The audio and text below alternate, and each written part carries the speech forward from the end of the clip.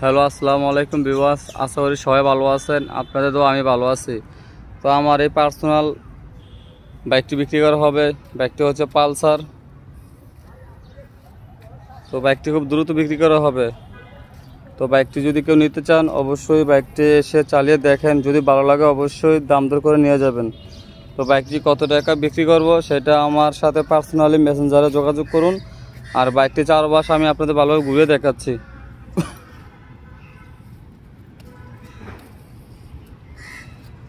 তো এখানে একটা ফ্যাসিলিটি পেয়ে যাবেন। তো এই হচ্ছে টাঙ্কিতে চাবি লাগানো আছে। যদি কেউ পার্কিংয়ে বা গাড়ি কোথাও রেখে যান তখন এই চাবি অফ কইরা রাখা যাবে আর কি। তো এখানে এইটা করলে হচ্ছে তেল চুরির কোনো ভয় নাই।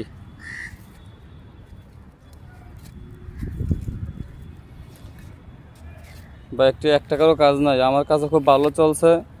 আশা করি যে নেবে সে খুব ভালো চালাবেন।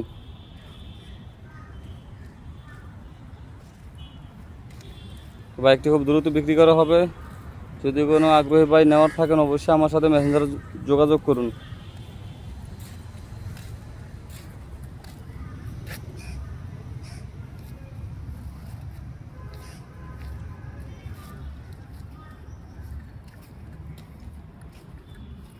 গাড়ির টায়ার দুইটা এখনো ফ্রেশ আছে।